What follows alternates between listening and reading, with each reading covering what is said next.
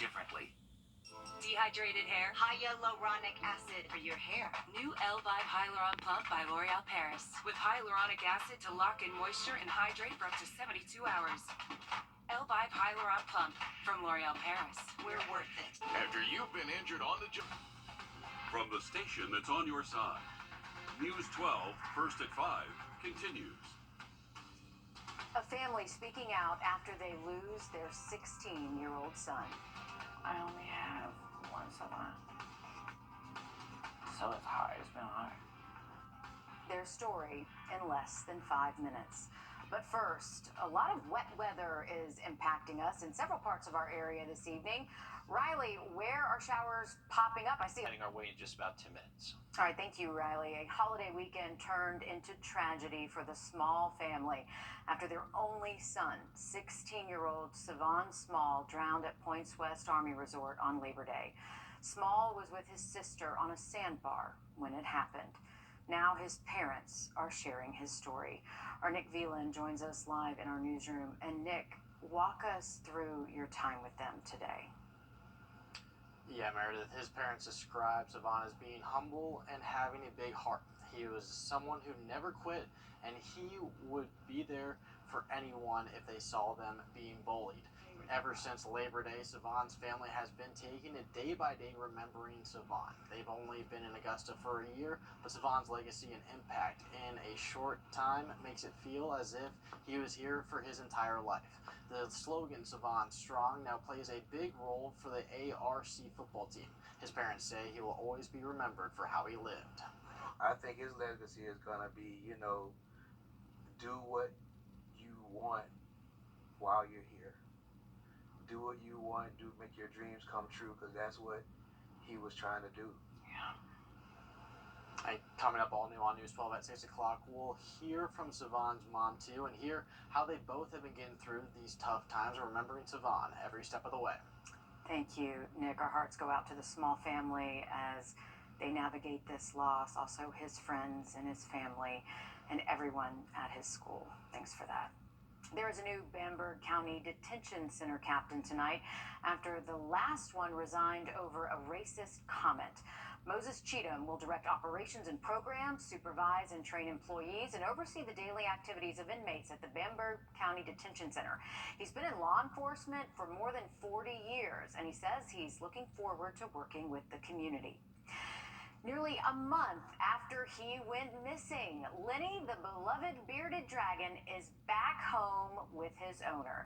In August, an Augusta woman shared her story with us here on News 12 of being carjacked. She said that she was hoping of finding her pet, who had been inside the car when it was stolen. Well, yesterday, the Salvation Army of Augusta posted Lenny was found on their property, and now the two have been happily reunited. Our Hallie Turner sat down with Lenny and his owner. I'm doing okay. I'm doing a lot better, and I have a lot more peace knowing that he's okay. That was my biggest disturbance and everything, not the fact that I was held up, that my car was jacked, that my poor baby, innocent dragon couldn't protect himself, and I felt like I failed him. I'm so happy to have him back. What a great ending to this. And all new on News 12 at 6 o'clock, our Hallie Turner will have more on Lenny's reunification with his owner. Looks like a happy dude there. Augusta's renovated 5th Street Bridge is competing for the 2023 People's Choice Award, and they want your vote. The bridge is one of 12 projects across the country selected in regional competitions and is now competing for the national title. You can vote once a day. Voting ends November 14th. We've put how to vote on WRDW.com. Just search 5th Street Bridge. Jefferson County Schools announcing their finalists for the 2023-24 Teacher of the Year. They're Margaret Leverett with Carver Elementary School, Jasmine Change Jones with Jefferson County High School, Stephanie Lewis with Jefferson County Middle School, Lacey Doolittle with Louisville Academy, and Vanika Newsom with Wrens Elementary School. Congratulations to all these nominees. The winner will be named on October 5th. An Atlanta performer nearly had his leg amputated Oh, because of this, right? This is what nightmares are made of here. Gabe Lustman says he didn't realize he had been bitten by a spider until he started to feel bad a couple of days later. Doctors say if the infection went up his leg anymore, he could have lost it. Lustman says the bite was so bad he could not eat or walk. He says he is very blessed and extremely grateful because things could have taken a turn for the worst. Even a strike could not stop the growth of the film industry in Georgia. A new poll found the industry brought in more than $4 billion in the last year. Abby Kasoris shares how some people feel now may be the time to scale back on the state's tax credit. This is our custom-built Dodge TRX 1500. The cars and bikes play an important role in some of your favorite action films. It's not very often you're in front of Will Smith's face that close with the camera doing 30. Owner Regis Harrington is the guy in the driver's seat of covert camera vehicles. 4 years ago, he took a chance and set up shop in Fayetteville. When you talk filming movies now, the majority of time is going to Georgia. According to a new report from July of last year to July of this year, Georgia's film industry brought in more than $4.1 billion for the state, helping businesses like Harrington's in industries like the lumber, travel, and hospitality industries. I hope that they don't think that it's lining the pockets of the stars and the people that come here and leave. It's actually built an infrastructure. 15 years ago, the state implemented a tax credit for film productions, incentivizing growth. Georgia now has more soundstage space than New York and is expected to overtake California. Georgia lawmakers are currently reviewing the tax credits. State economist Jeffrey Dorfman suggested the film tax credit should be revoked or scaled back. Now the Georgia film industry is a mature industry. Now I would think that the legislature would be sort of claiming victory. Kelsey Moore with the Georgia Screen Entertainment Division feels pulling back now will mean productions will move elsewhere. And when you look at North Carolina, Louisiana, Florida, these are all places that had robust, thriving film industries, and they altered their tax incentives. And what they really found was the residents in those states were the ones that were harmed. She's planning on presenting the report to lawmakers. In Fayetteville, I'm Abby Kasoris. Using technology to help us heal. Just ahead, how the world of therapy might get its next breakthrough with virtual reality. Riley? And we are still tracking rain out there for the rest of this evening, tonight, and tomorrow, but that nicer air is just on the horizon. We'll have a look at it just after the break.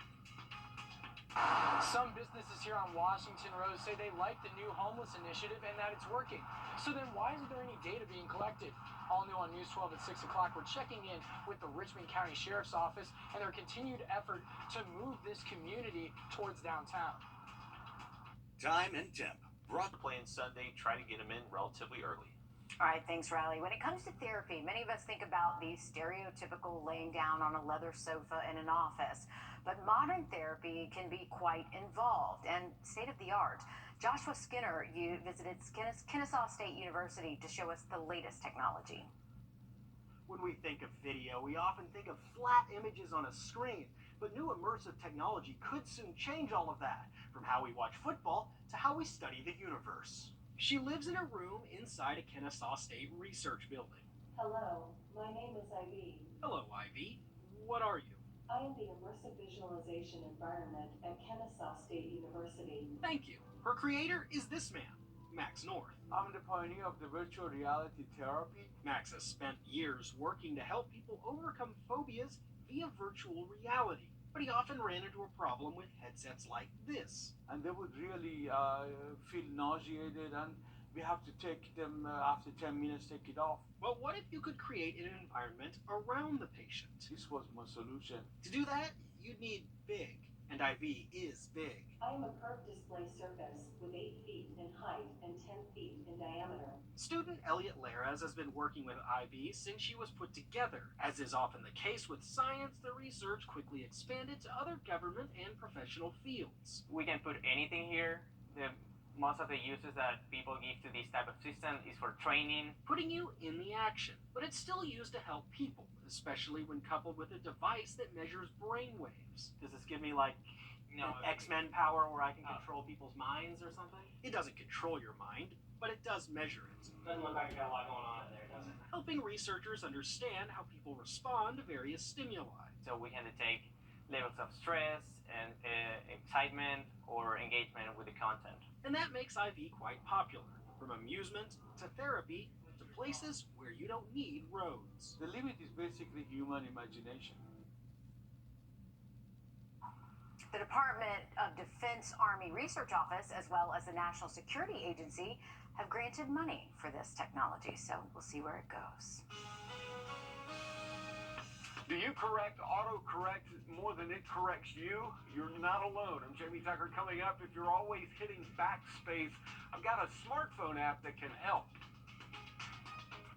First Alert Radar, powered by Jim Hudson Lexus, Acura, Cadillac. Invincible.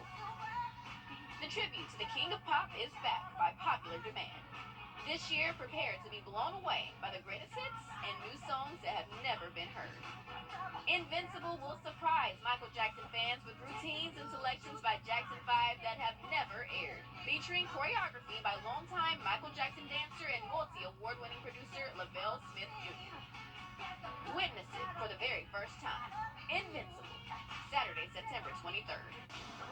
Schedule your free in-home consultation. This just in, well-known realtor Larry Miller of Larry Miller Realty has died. The announcement was made on Facebook by Larry Miller Realty. The post asking for prayers for his wife and family as they navigate this loss. Autocorrect. It can be a real lifesaver, but sometimes we find ourselves correcting autocorrect. Our Gazebo Tech reporter Jamie Tucker has a smartphone app that could help. Autocorrect rears its ugly head every now and then. Sometimes it's hysterical. Many times it's embarrassing or frustrating. If you're always correcting autocorrect, you might like this app called Grammarly. Yes, it's the same Grammarly that students use to write grammatically correct papers. It has a smartphone app. iPhones and Android devices allow you to install keyboard apps, and Grammarly corrects spelling mistakes, grammar, and punctuation. It's like having an English teacher reviewing your text. Install the app and then go into Settings, General, and then Keyboard to find Grammarly, and be sure to give it full access. Then every time you tap out a text message, Grammarly can correct any grammatically incorrect messages. If it isn't selected, just tap the globe and select Grammarly. So tap out any text message and give it a second before hitting send. Here it corrects not only spelling, but suggests replacement words to make sure subject-verb agreement is correct. It also suggests words that are a better fit for what you want to say. Not just text messages either, but anything you're typing out on a smartphone. Is it perfect? Not quite, but it does learn how you type the more you use it.